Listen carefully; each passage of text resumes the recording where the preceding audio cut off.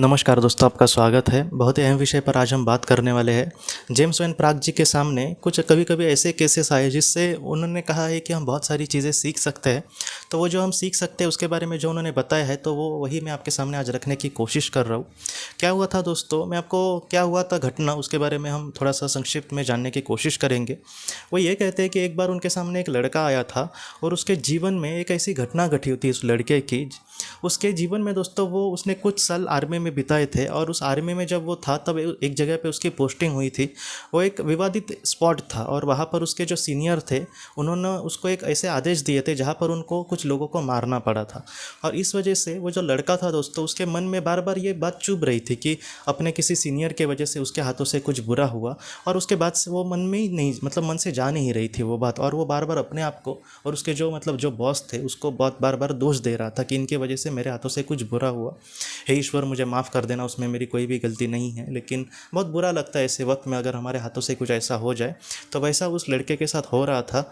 उस लड़के की दादी ने दोस्तों बाद में जब जेम्स वैन प्राग जी से संपर्क किया, और वो दादी जो थी वो इस दुनिया में नहीं थी और वो अपने पोते को कुछ संदेश देने के लिए आई थी। तो जो भी उसने महत्वपूर्ण संदेश दिए उसमें एक संदेश ये था कि तुम अपने आप को इतना मत पश्चाताप में डालो। उसका कहना यह था कि जो बात बीत गई, जहाँ पर तुम्हारी कोई गलती नहीं थी, जहाँ पर तुमने जानबूझ के ये सारी चीज़ें नहीं की, तुम अपने आप को ऐसे वक्त में दोष मत देना। ऐसे वक्त में अगर तुम दोष देते रहोगे तो तुम्हारे हाथों से कुछ अच्छा हो भी नहीं सकेगा, तुम अपने जीवन में आगे भी नहीं बढ़ सकोगे और तुम हमेशा चिंता और दुख में रहते रहोगे। तो इसलिए तुम इन सारी चीज़ों में मत अटको। जो काम तुमने जानबूझकर नहीं किया है तो इसके लिए तुम मत उसके लिए पश्चाताप मत करना।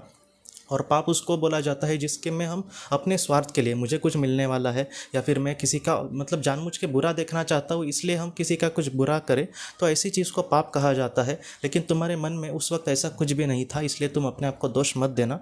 और उसके बाद में दादी ने ये भी बात कही दोस्तों कि जिन पर तुम ब्लेम कर रहे हो, वो ये बार बार यही कह रहा था कि मेरे सीनियर की गलती है जिनके वजह से मेरे हाथों से कुछ पाप घटा है। तो उसने ये भी कहा, उसकी दादी ने, कि तुम अपने सीनियर्स को भी ब्लेम मत करना। उनके अगर उन्होंने जानबूझ के सारी कर्म किए हैं तो उनको सज़ा मिलेगी, अगर नहीं किए हैं तो उनको सज़ा नहीं मिलेगी। लेकिन तुम में जज नहीं बनना, तुम उनको दिल से माफ़ कर देना और इन सारी चीज़ों के बारे में सोचना ही मत करना, सोचना ही मत। और तुम अपने जीवन में कुछ अच्छा करने की कोशिश करना और आगे बढ़ना। ये जो भूतकाल की जो सारी घटनाएं हैं उनको उसके कीचड़ में तुम ऐसे ही पैर दबा के आगे नहीं चल सकते, इसलिए जितना हो सके उससे बाहर आओ और अपने जीवन में आगे बढ़ने की कोशिश करो। तो ये महत्वपूर्ण संदेश थे। और उसके बाद एक ऐसी भी केस आई थी जहाँ पर एक लड़की थी, उनके फैमिली के जो लोग थे, कुछ चचेरे चाचा वगैरह जैसे होते हैं, उन लोगों ने इनके जो फैमिली थी, माँ बाप और इनकी बेटी, वो उसके साथ बहुत ही कुछ बुरा किया था।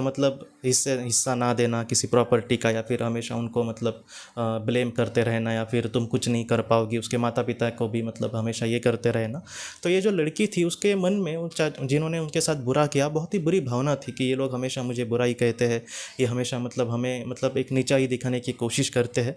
तो इसकी माँ जब इस दुनिया से चली गई दोस्तों, और जब इसकी माँ से इसके संपर्क कर सकी, वो संपर्क भी जेम्स वैन प्राग जी ने ही करके दिया था।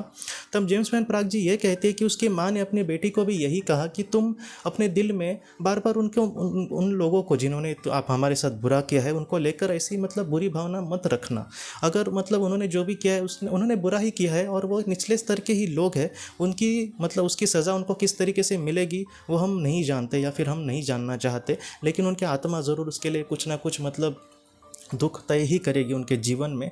लेकिन तुम इससे निकलो क्योंकि तुम एक अच्छे इंसान हो। इसलिए ऐसे जो लोग हैं बुरे, वो इस दुनिया में बुरे लोगों की कोई कमी नहीं है, लेकिन तुम इन सारी चीज़ों से छूटने की कोशिश करना, तुम उनको दिल से माफ़ कर देना और तुम अपने जीवन में आगे बढ़ने की कोशिश करना। और मैं देख रही हूँ कि तुम्हारा जो भविष्य है वो बहुत ही अच्छा है। तो इस तरीके से ये जो 2 केसेस थे उसके बारे में जेम्स वैन प्राग जी ने हमसे कहा है। ये जो 2 केसेस है उसके बारे में जेम्स वैन प्राग जी ये कहते हैं कि हमारे जीवन में हम भी कभी कभी, उसने मेरे साथ 10 साल पहले इतना बुरा किया था, मैं कभी भी नहीं भूलूंगा। मेरे कोई चाचा है, मैं जब 10 साल का था तब उन्होंने मेरे साथ कुछ बुरा किया था। तो आज मैं भी वो सारी चीज़ें मन में ऐसे रखता हूँ। कोई नया इंसान मिले तो उनके साथ मैंने उन्होंने मेरे साथ कुछ ऐसा किया था। क्या है कि ये जो सारी चीज़ें हैं दोस्तों, हम खुद इन सारी चीज़ों में अटकते जा रहे हैं। हाँ, हो सकता है कि एक बार उन्होंने हमारे साथ कुछ बुरा किया है, लेकिन बार बार वही मन में लाके उनको गालियाँ देना या फिर बुरा भला कहना, एक बार उनको ज़रूर पता चलना चाहिए। इस तरीके से हमें नहीं जीना चाहिए। उन्होंने हमारे साथ किसी ने भी किसी के साथ भी कुछ भी बुरा किया होगा तो उसकी सज़ा उनको 100% मिलने वाली है। हम दिल से अगर बड़े दिल से माफ़ भी करें या फिर भगवान को भी बोले कि आप माफ़ करो, जाने दो, फिर भी उनको सज़ा मिलने ही वाली है, क्योंकि उन्होंने वो कर्म बुरे किए हैं। इसलिए हम उन सारी चीज़ों में ना अट के जितना हो सके हम अपने आप को संभालें, हम अपने जीवन में हम कैसे अपने आप में प्रोग्रेस लाए, हम कैसे अपने लोगों को जितना हो सके खुशियाँ देने की कोशिश करें, इसके बारे में हमें सोचना चाहिए। ना कि ऐसे लोगों ने मेरे साथ किया था और मैं आज भी मतलब वो सारी चीज़ें नहीं भूलूंगा। इस तरीके से अगर हम करेंगे तो कुछ भी हासिल नहीं होने वाला। मुझे भी पता है कि किसी को बड़े दिल से माफ़ करना ये बहुत मुश्किल होगा, क्योंकि कभी कभी कुछ लोग बहुत बुरा करते हैं किसी के साथ। लेकिन ऐसे समय में मैं ये भी नहीं कहूँगा कि आप माफ़ी कर दो ना, अगर आप कर सके तो सचमुच बहुत अच्छा है, लेकिन अगर ना कर सके तो उसके बारे में सोचना ही बंद कर देना। क्योंकि क्या होता है दोस्तों कि हमेशा ऐसा नहीं है कि उसने मेरे साथ कुछ किया और मैं बार बार उसको दिल में लाकर उसको कुछ बुरा भला कह रहा हूँ।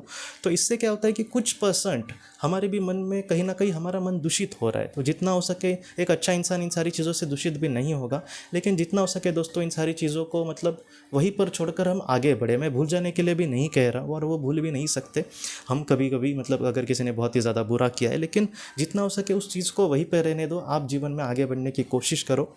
एक दिन ज़रूर ऐसा आएगा जहाँ पर कुछ ऐसे भी केस मैंने देखे हैं दोस्तों, जहाँ पर ऐसे ही किसी को मतलब कोई कीमत नहीं देता या फिर हमारे साथ कोई कुछ बुरा करता है, और जब वो इस दुनिया से चले जाते हैं तब हमसे ज़्यादा उनको बुरा लगता है कि अरे इसके साथ मैंने कितना बुरा किया।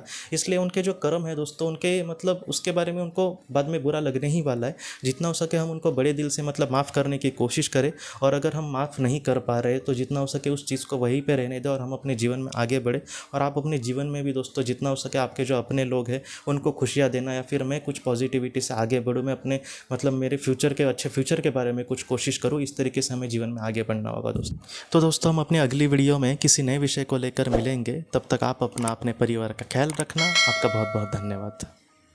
ज़िंदगी की रोशनी ये एक कंसल्टेंसी है जो ऐसे लोगों को मदद करने की कोशिश करती है जिन्होंने किसी अपने को खोया है, या फिर जो लोग अपने जीवन में बहुत ही ज़्यादा दुखी है। जो लोग इस संस्था के साथ जुड़ते हैं उनको इस विषय की किताबें और जानकारी भेजी जाएगी। इसके साथ साथ जो लोग पास्ट लाइफ रिग्रेशन थेरेपिस्ट के पास नहीं जा सकते, अगर वो घर पे अभ्यास कर सके, इस वजह से उनको पास्ट लाइफ रिग्रेशन की ऑडियोज़ भी भेजी जाएगी। और इसके साथ साथ ध्यान में एकाग्रता बढ़ाने के लिए कुल मिलाकर 5 ऑडियोज़ भी उनको भेजी जाएंगी।